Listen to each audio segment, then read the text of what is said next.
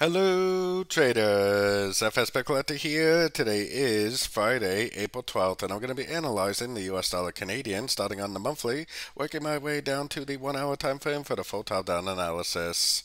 So on the dollar CAD, I'm still looking at this as an A. I still think this is likely a B. Now it is pushing up pretty hard, and the dollar does look like it possibly could go up, so maybe this will go up and retest these highs before it actually does end up going down. Maybe, maybe not. We're just going to have to keep a close eye on it. I'm still looking at this as a possible 1, 2, 3, 4, and 5 of wave C. So let's take it down to the weekly time frame.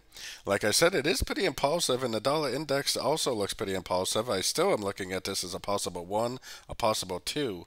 But if it goes beyond the 78%, that's going to kind of invalidate the wave 2, and that would probably tell me it's going to go up and take out these highs before we really do see that bigger move to the downside.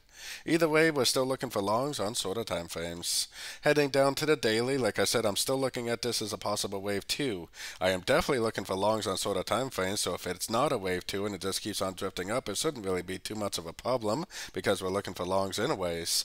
But if it does bounce off to 78%, give us a nice end of a trend signal, then that probably would still tell us that the wave 2 is over, and that would still tell us that they're probably going to go down for the wave 3 of wave C. So taking it down to the 4 hour time frame. On the 4 hour time frame, very strong move to the upside, definitely still looking for longs. We are approaching the 78%. If it makes like a double top right there, the 3, 4, 5 shape with a breaker structure, I would stop looking for longs and start looking for shorts.